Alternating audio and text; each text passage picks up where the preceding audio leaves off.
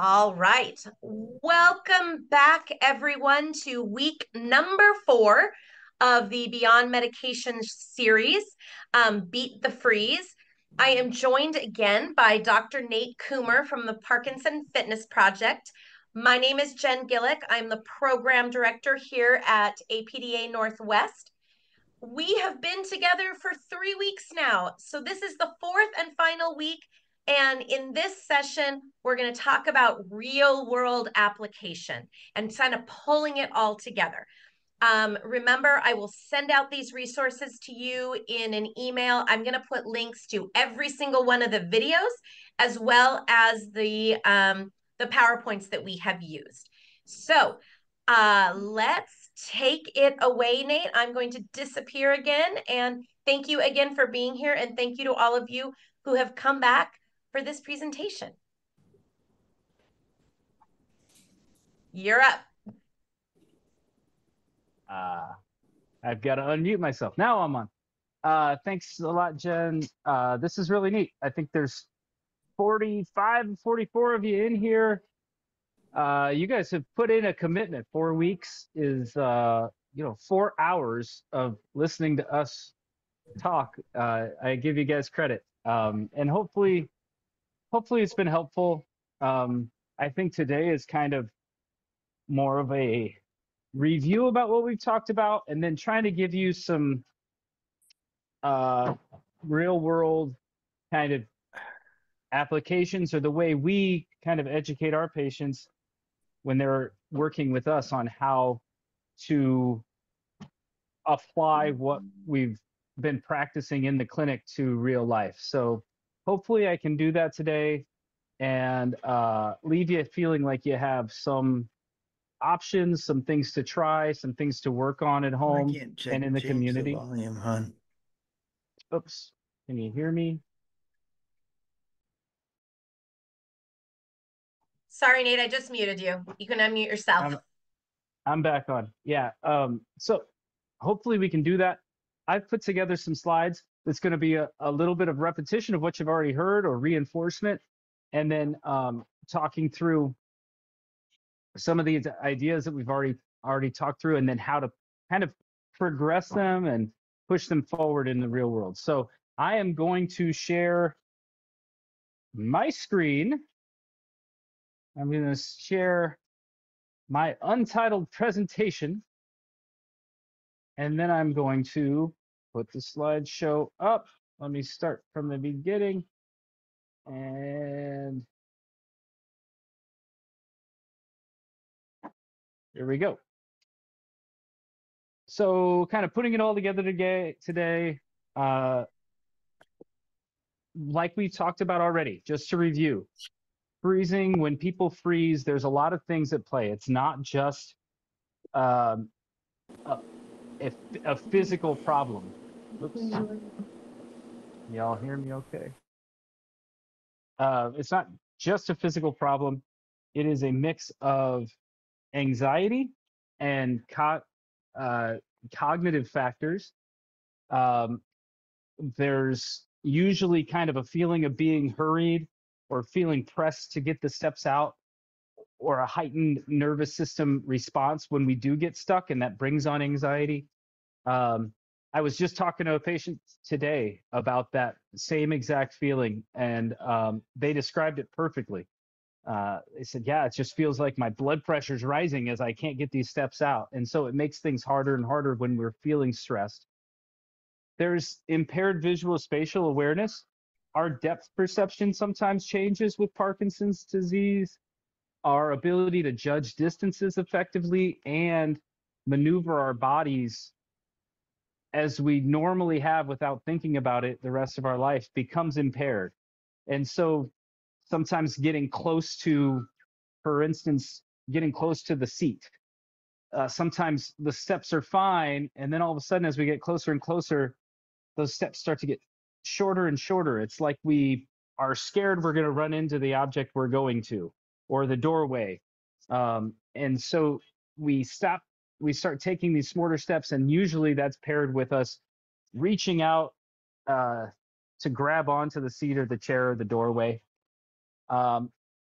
We also have this difficulty, like we talked about a lot, this difficulty moving our weight, shifting our weight, and placing our weight from one leg to the other so that we have one free foot to take a step with. We also sometimes get ourselves shifted too far forward. So distributing our weight onto our toes a little farther than we normally should causes us to stay on the toes, and then it's difficult to get those toes off the ground when we need to take that nice, easy step. So moving our weight from side to side and then distributing our weight right in the center of our feet is something to think about. And then, like I said, cognitive environmental distractions play into it so much. We spent most of our time last week talking about cognition and how it impacts freezing and freezing and festination or shuffling. We do this all the time in here, where we start with the basic movements and then we try to layer on cognitive drills once the basic movement is learned, because everything gets harder once you walk out the door and into the real world environment where there's all kinds of sounds, all kinds of noises, all kinds of things going on, visual stimulus, people to interact with. It gets difficult. So, good example. Last week, I had a patient I was working with. He said, I get so shuffly. I love dogs. I love dogs. I love walking. Anytime I see a dog, I got to go up and pet it. But every time I see a dog, I start to shuffle as I come up to reach out to let it pet me or let it sniff me. And sure enough, we walked out here and there was a lady walking her dog. And I hadn't seen it in the clinic, but as soon as he went up to try to get a sniff from that dog and bent over, everything got stuck. And so, oftentimes adding in those cognitive challenges or those changes in the environment or distractions is really important in training the person to move smoothly in any environment. So practicing correct form, super important. We call it mass practice.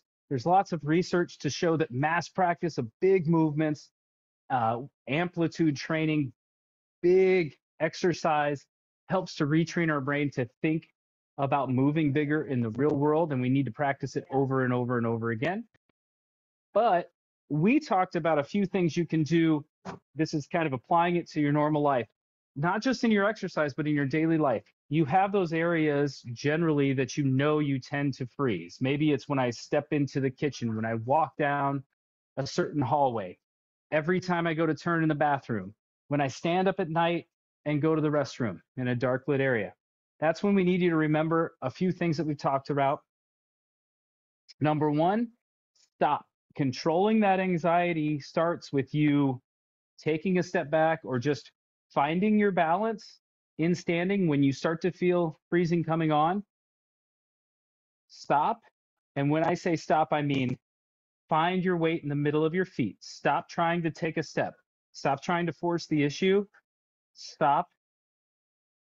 Take a nice deep breath out.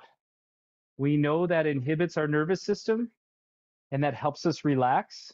So breathe out. Find the weight in the middle of your feet. When I say that, oftentimes to my patients, I'll say, feel your heels press into the ground, because too often our weight's a little bit too far forward when we're frozen. So find the weight in your heels.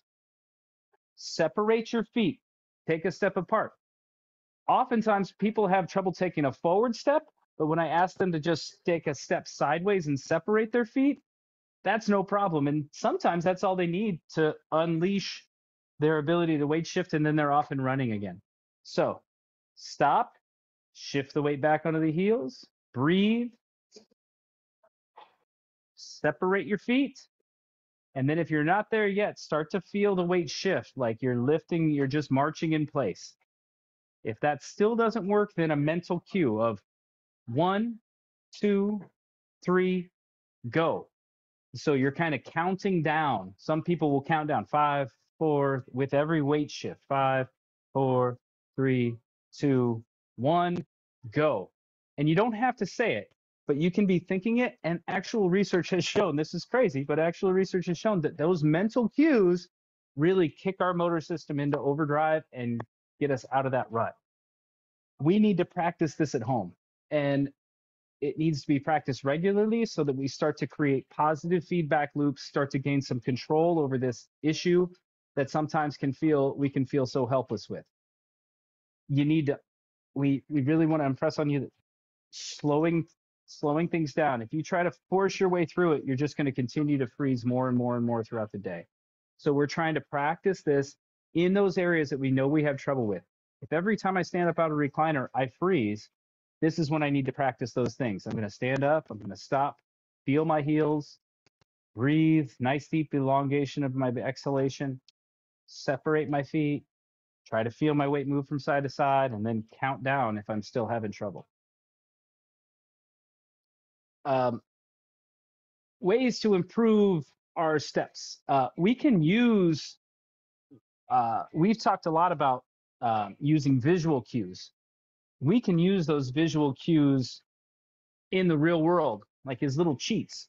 So, you know, you're walking down the sidewalk, you can think in your mind, I want to step over every one of these. Every time I see a crack, you know, or a pattern sidewalk where it's concrete and it's got separations every 10 feet or 6 feet or whatever it may be, you can use those as gait trainers. You can really focus on those steps and stepping over each one as you come up to it to keep a continual pattern going.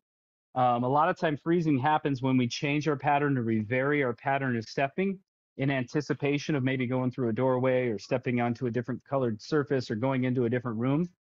But if you're outside in public and you have a pattern concrete walkway that has consistent patterns, using those patterns to step to or step past can help you avoid freezing.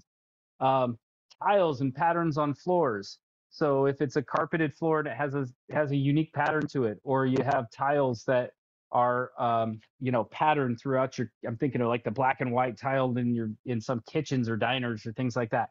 Using those as visual cues to step two can always help as well. Something to use to maybe even get you out of a rut. Painter's tape. They sell it in all kinds of different colors. It is cheap. It is effective. If you saw our floor in here, we've got like painter's tape all over the place.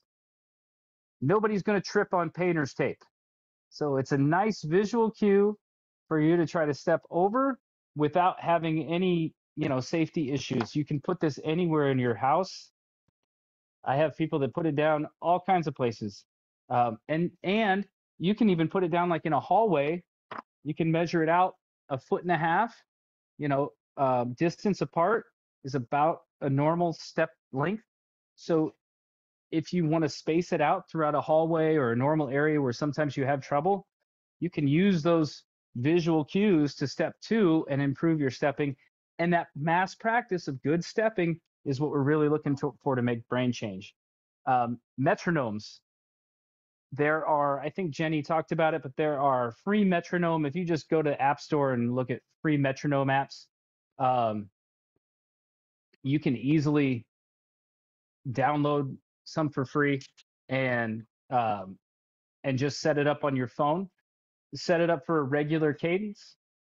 Everybody's a little bit different, but you know, somewhere between at least 50 beats per minute is usually good, and 80 to 85 beats a minute for stepping usually helps people to get into a rhythm. And it's something you can put right in your ear. Nobody has to know you're using it when you're out on your walks. So another way to think about getting some external cues. And then we use all kinds of things in here. These are all very cheap. You can buy them on Amazon. We use arrows, footprints, colored dots. These are, you just look up rubber footprints, rubber dots, agility dots. You'll find them on Amazon, and you can use those. I have a lot of people that use those. They'll just place them around their house.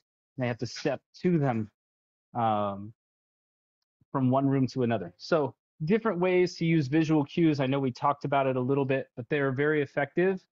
And then we like to progress from visual cues in here to self-cueing. So we start with dots, start with arrows, start with metronomes, start with tape, and then try to get the patient to visualize that on their own. So the whole idea is getting to a point where you own your ability to control this freezing more and more than the therapist or the external cue. So initiation of stepping with verbalization is really a nice way to do that. And you can practice that at home. We practice it in here all the time. We talk about, I've been doing a lot more verbalization with my clients. So we start with, like I said, a 1, 2, 3, go. I'm using that cue. When I use those words, it's usually pretty effective, but the whole point is moving to let the patient start to learn how to use those cues at home. So it's simple. It doesn't take much time, but you have to give that break. Once you stand and are ready to go, it needs to be a 1, 2, 3 step. Or it can count, like a countdown, or you can sing as you count. I mean, I've had people think, okay, you're going to stand up. Can you get from here to the door in 22 steps?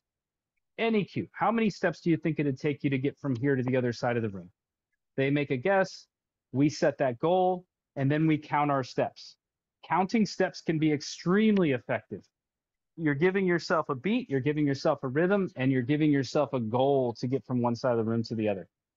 It automatically engages the motor cortex to try a little harder to make larger steps, something that anybody can do at any time, and no one has to know you're actually doing it. You're out on your walks for exercise.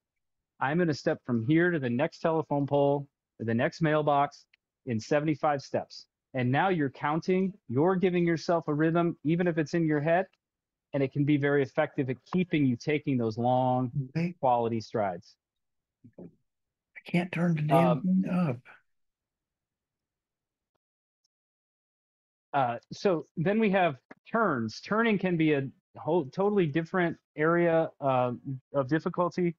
Cues like painter's tape and things on the ground can help, but mentally, self-cueing, two of the areas that have been studied are the mental imagery of a clock and the mental imagery of a compass. So if you imagine you're standing on a compass and your toes are always pointed north, we can practice quarter turns to east, south, and west by just trying to step to where those dials would be on a compass. So you're making a 90-degree turn every time you step, essentially, instead of maybe just a 5-degree turn with every step if we're really stuck. Once we have that visual cue around us, it makes it a little easier to imagine where we need to step to. It gives us a sense of size, and that's what we're trying to do. The same thing with the clock. If I'm always assuming that wherever I'm standing, if I'm frozen, I'm going to imagine that clock's on the clock's around me on the ground, and my feet are at 12 o'clock. Depending on which way I want to turn, I'm going to try to step to 9 o'clock or 3 o'clock first, and then 6 o'clock to get myself out of the habit of taking small steps or shuffled steps, get my weight shifting and nice and big. So you can think about the clock and the compass as well. And then, what we do in the clinic here is as time goes on, we try to fade those cues out, like I talked about, going from a visual cue or a physical cue to a mental cue, and then starting to add in more challenges with that. So like I think Jenny gave the idea of, using lines to step over. We want to practice that over and over and over again. Stepping over the line, stepping back, stepping over the line, stepping back, starting the motion, stopping the motion, starting the motion, stopping the motion. And then we want to see if we can take those cues away. If we can take those cues away and you can still remember what they, almost visualize them in your brain. And that is constantly the technique you're using when you get in those situations. You have to almost visualize a line underneath you. And then once we're able to do that, then we'll add in cognitive challenges. Or start to work on performing it in public places that are a little more stressful.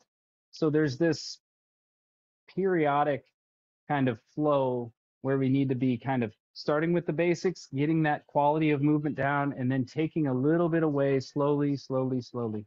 The treadmill, for instance, I'm looking over at it right now. A lot of times we'll use chalk on the treadmill because it's removable, and we'll put lines along the treadmill belt so that every 16 inches, 18 inches, they're getting another line to step over.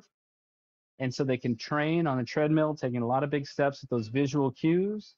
And then eventually we'll start to erase those chalk marks and see if we can keep the steps going. If that's going well, then maybe we add in a cognitive game like a word search. Give me as many words as you can come up that start with the letter M. So then you're scouring your brain, still trying to visualize those cues on the floor. So these are the ways we kind of progress it. Like I said, if you're having trouble with how to do this or how to use it at home, you take some of these tips, but you're still having trouble getting into work with a physical therapist, is always can be helpful as well to figure out how to get to these next steps. In the same way with a metronome, you might be using a metronome in your house to practice stepping around, and it might be going pretty good. Then, you could add something in like counting backwards in your head. That's serial counting. We talked about it last week. You can pick any number and then pick a value. Say, I'm going to count down by fives from 243 or 50 down by fives. It can be simple or, depending on how much is challenging for you, but you've got to keep something going in the back of your mind and you're keeping a beat. So you've taken the metronome out, but you're keeping a beat. And maybe backwards isn't the first thing. Maybe you're counting upwards by 1, 2, 3, 4. Now you're keeping that metronome beat going in your head. And then you're starting to use it when you go into public spaces. So maybe then you start walking around your neighborhood, counting those steps. Maybe then we go into like a fast, grocery store or someplace that you've had trouble before, and we start to use those same mental cues. Takes a lot of concentration and a lot of sustained attention. But this is usually the way that we progress out of having to rely on these visual cues everywhere we go. We did talk about cognitive drills you can use, and kind of going back over some of those. I already talked, some of the games you can use in your house if you are having a good day and moving well, and want to practice doing two things at once. Some of the easiest things to do are word search with any letter. Trying to come up with 10 to 15 words that start with any letter in the alphabet can be pretty challenging. Once you get past 6 or 7 words, you'll start to repeat yourself. And you still have to think about the mental cues you're using to take nice big steps. So that's the key there. Word finding and then serial counting. So just like I said, starting at any number, counting up by 5s, counting up by 7s, counting up by 6s, counting up by 9s, any number, or counting down from a certain number can be more challenging. Those are ways that you can introduce cognitive drills, but the key is continuing to walk at your same speed. If you're introducing the cognitive drills and you're getting frozen more often, then we need to back off the cognitive stuff. It's not worth pushing your cognitive dual tasking if you're getting worse results with walking. We want you to still be successful with good steps, getting through doorways, those kind of things while you're distracted. But if it's not there yet, just focus on the physical task. Okay, that's the key. But even things like carrying on a conversation with a loved one, a spouse, a son, daughter, family member, friends, while you're in those places that you normally get stuck, that can be just as challenging cognitively. So even adding in something as simple as that can be a nice addition that's pushing you in the right direction, as long as you're still getting good quality steps with it. And like I said, a lot of people that we have that have trouble with shuffling or freezing, if they do exercise and a walk as part of their exercise program, I will have them, tracking their speed or cadence while they're doing some of this mental math, word finding, carrying a conversation with a loved one. I want to see if they can keep up the same pace. So did they finish their walk in the same amount of time?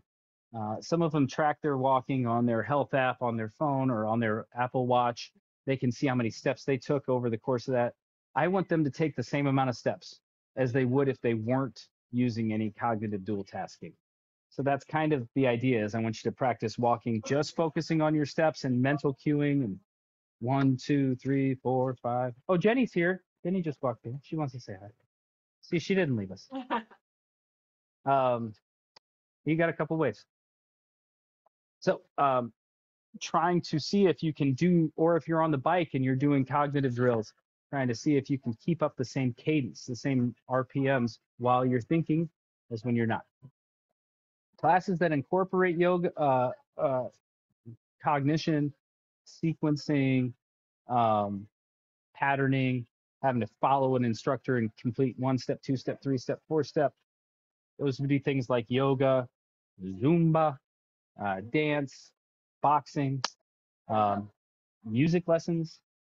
There's lots of ways to challenge your cognition. We talked about the Clock Yourself app. That's very similar to the clock turns that I was just talking about. It puts a clock around you. It's free, and it gives you a cognitive drill of stepping and having to think and be distracted while you're stepping. So it's a nice way if you're maybe having trouble with freezing, you could start to use that app at home as a sort of exercise to try to practice getting out of it. And it layers more and more cognition on top of it as you go through the different levels of difficulty. And then we're practicing all of this stuff so that you can move well in public. So that when you go back to your job and you have that doorway that always gives you difficulty, or you go to, the grocery store or the mall or a busy environment, you're ready and prepared to be able to differentiate the motor task, prioritize the motor task, which is the walking, from the mental tasks. And you can even shut down the cognitive dual tasks if you need to, so that you can focus on your mental cueing and your walking, or focus on, stepping over those cracks on the concrete that you see as you're walking around, using the patterns on the floor to focus on your steps. That's the whole thing, is being able to say, okay, this is all too much. I'm not gonna pay attention to what this person's having to say to me, or I'm not gonna reply until I focus on what I need to do physically that I've already been practicing at home, and then I'm gonna execute that. Once I get past this freezing episode, then I can go back to whatever I was doing. So it's really just an interplay back and forth. We talked a little bit about assistive devices.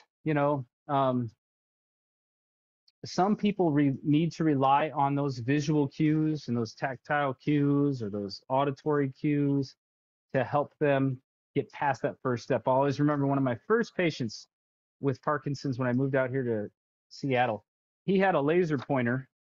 I won't turn it on in your face, but this is just an easy, cheap, it's like $30 laser pointer for leveling things out in construction sites, or if you're doing jobs around the house. So you can buy these at Lowe's or Home Depot, really cheap. Much cheaper than like a U-step walker per se.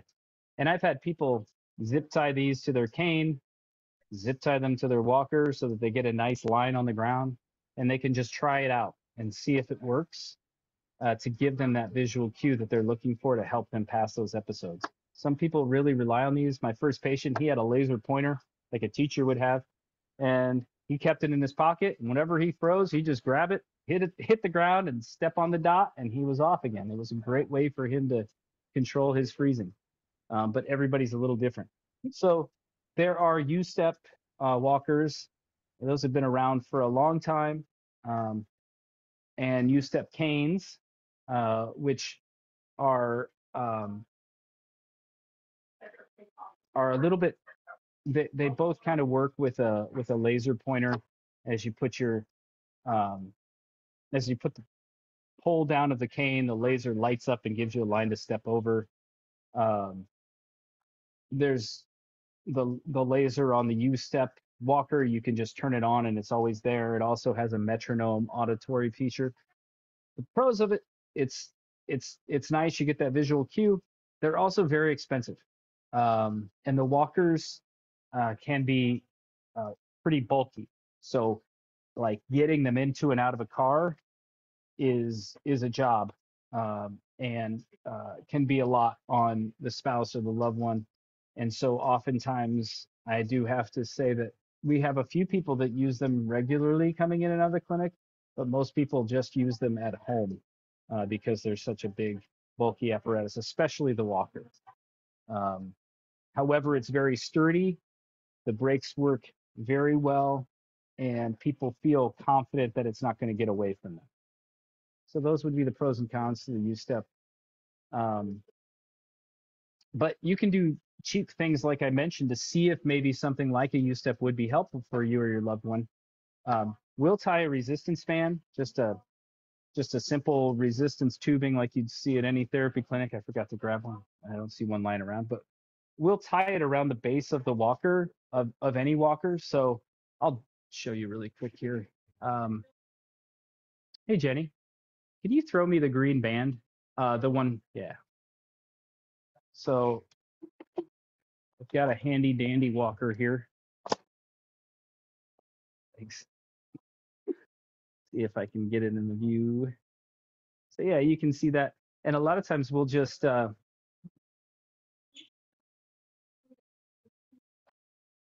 the band around the base of the walker, and that way it's a cue so that the patient has to step and touch the band every time they stride.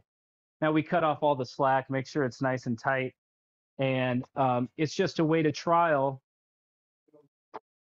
whether something like a U-step or an assistive device that gave you a cue might be helpful in the real world. And some people will just keep the band on there and use that as their cue. So it's a simple way to do it. It's an old therapy trick. Tying, like I said, laser pointers, rigging them up on walkers to see if they have an effect are good. There's some new things out there. Whoops, let me go back. You can see the new stride is very similar. It has a rechargeable pack that uses a laser. So every time you push down, you get the laser cue. So very similar to a U-step cane. There's also the Q1, which we talked about a little bit. It's kind of a device that sits right on your chest and gives you a vibration sense as to when you're supposed to step. So it's kind of like a metronome where it's buzzing and giving you that timing that you need to take those steps. Jenny showed you the shoes that we are lucky enough to be trialing in our clinic. They're called the new shoe, but there's lots of different devices out on the market, or not necessarily out on the market, but in trials and in research, looking at gloves that vibrate to give you a constant kind of metronome sensation to help you step. So lots of other different devices that are kind of fun that people are starting to use. Wearable socks. We have one researcher up here who I know has developed or is trialing or has done research on vibration socks that analyze your gait and then help you walk better when they vibrate. So just different ways to give many people the help they need to take those easy steps. Not a lot of these are on the market yet. We do have the new shoes and they are available for purchase. They're pretty expensive. So the makers want people that do think they might benefit to come to a clinic like ours to trial them first to make sure there's something that'll work. And that's what I would suggest. If you can't trial these devices before you buy them, then you're taking a pretty big chance, or you're probably going to spend a lot of money on something that you really want to be sure about. So finding some place, if you hear about some device, asking to have some sort of trial would be my advice before you buy, unless the price isn't a big issue for you. Okay, so we also want to touch on home safety. Some easy ways that you can kind of decrease the risk of falls with freezing. We talked those changes in texture, going from wood to carpet, from one room to the other, stepping over obstacles, rugs, those kind of things can be big time safety hazards.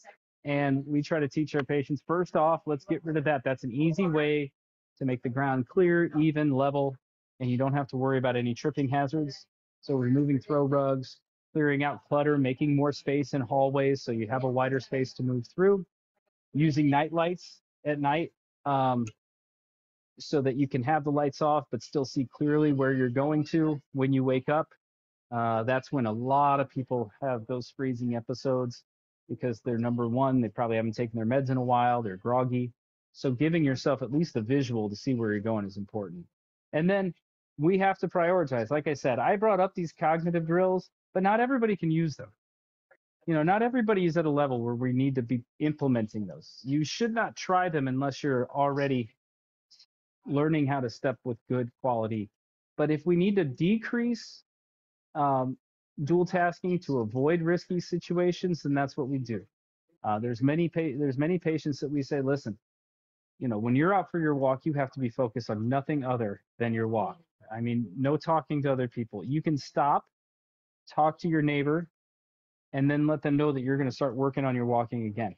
But there should never be a moment, for some people where they're trying to do those two things at once. We do have to prioritize, and if it's just too risky of an event, then we need to focus on just focusing on the task, putting all else aside. So home safety and environmental safety is a big thing. And then, I'm just always going to advocate for, this is a quick slide, but advocate for exercise. We know that 150 minutes of moderate to high intensity exercise is best at slowing the progression of the disease. That is different for everybody in terms of what intensity looks like for them. But keeping active and keeping your mind and body going at the same time is so important, however you need to do that. So getting into talk, as I always say, getting into talk to a physical therapist that can help you build your home program is super important. And then finding ways that you can do this at home, whether it's through the classes that I mentioned already, a trainer, one-on-one training to focus on your problems and your skills, working with PT. There are lots of resources. APDA Northwest has a bunch of online classes you can do. We have a whole cognitive series, balance series on Daily Dose PD. We also do things like cardio drumming that incorporate beat, metronomes, rhythms, and functional movements. So there's ways that you can get this stuff in at home or in your community. Hopefully we can provide you with as many resources as possible. And if you're having trouble and if you don't know how to start some of this, get into training for this, feel free. You can always write me. You can ask me any questions. I'm going to put my email in the notes here. I'm sure Jen can also pass that along to you guys. So I know this is kind of a recap of what we talked about over the last 3 weeks, but hopefully it brings home some of the ideas that we tried to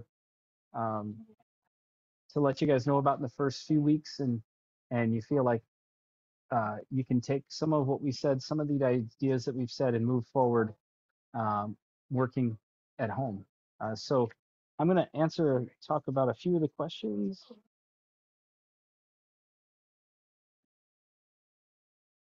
Sheila F., what are your thoughts about neurobiofeedback to treat freezing of gait? Can you give me an example of what you mean exactly with neurobiofeedback? And Carla, I've heard there are therapy dogs that detect freezing, give a nudge when it happens. Have you heard of this? I'm sure that that dogs can be trained to help alongside. I have not had anybody that's come in our clinic that has a therapy dog that assists them, but theoretically, I could see that being kind of interesting. I know that dogs can be trained to do all kinds of different things, and I'm sure that that giving a nudge when they see their owner doing a certain behavior is something that could be taught pretty quickly. Nate, I'll put a little tease out there that in the next edition of our Parkinson Pathfinder magazine that we'll be emailing out probably next week, and some of you will get it in the mail as well, has an article specifically about service dogs, and one of the things that they do help with is nudging. And with freezing and with balance stuff. But do read that article, because therapy dogs can also be quite expensive and a challenge to train. So, but it is possible for sure. Man, look at that. That question was baked right up there for you. Nice job. Sure was. What kind of yoga is good? That is a question that is very particular to each and every individual. What can be challenging for some is easy for others. the type of yoga that now, generally when we have different yoga instructors work with us with Daily Dose, it's kind of a flow yoga. So we're moving from one movement to the other. Hopefully you can understand that's like functionally we want to be able to transition from one movement to the other smoothly. And so that's what we focus on. But there may be different instances where one certain individual may benefit differently from another type of yoga. But I will say generally, flow yoga is kind of the it incorporates a lot of the principles that we want when it comes to smooth movement and transitions. If anybody has any other questions for me, I'm happy to answer them. I'm hoping to give you some good information over the last 4 weeks, and I really appreciate you all being here to listen to us. Nate, you did miss one question here. Should we practice this even if we don't freeze yet? So I think yes, but not all of this. The visual cues, the auditory cues you may not need, but practicing amplitude-based movement, big functional movement, practicing cognitive dual tasking with your movement, that is going to be valuable. We know that's valuable for anybody with Parkinson's disease. Working on functional tasks that you find you have trouble with is super important, and that's where getting in to see a physical therapist can be really helpful. So yeah, I mean, 75-80% of what we talked about you could incorporate for anybody, honestly, with or without Parkinson's disease. My mom does our online videos because we challenge her brain and we make her move in ways that she doesn't normally move on her daily walks. So I think yes, we should be practicing a lot of this, but the specific stuff about using lasers, using visual cues, using metronomes, that may not be part that's really more specific. But weight shifting, finding our weight in the middle of our feet, working on amplitude with our first steps, some of even the mental cueing can be helpful. So yeah. Long story short, yes. Kieran Excellent. says, oh yeah, there's one go more. ahead, and then I'm going to press stop. So go for it. Kieran says, okay. How much are the new shoe? They are not cheap. They're like $1,200 a pair. But we have had one or two people. We don't like sell them. We just have them here as a device. Or the Swiss company Magnus that makes them. They sent them to us because they know we treat Parkinson's and they want people to try them, and they have people in the US who are reaching out about them. They're FDA approved. So they kind of wanted a trial center in the Northwest. So they sent us the shoes and trained us so that we can work with people on them. And we really use them a lot more for just training. I'm not, I don't quite know if somebody that were to use them all day long would just kind of, it would become white noise. But for patients, when they're just focusing on their gait exercises or walking exercises, they are pretty effective. So they're for sale for $1,200. We don't sell them here. You'd have to buy them online. But we don't have, we don't take any money or anything back from that. And, they're new to us too. So I can't really say whether they're super effective, but I know there is research out there to show that they are. And then, do you want me to answer this last one? I'm going to stop recording. And then we can go back to, I think there's some people who unmuted themselves. So I'm just going to hit stop record because,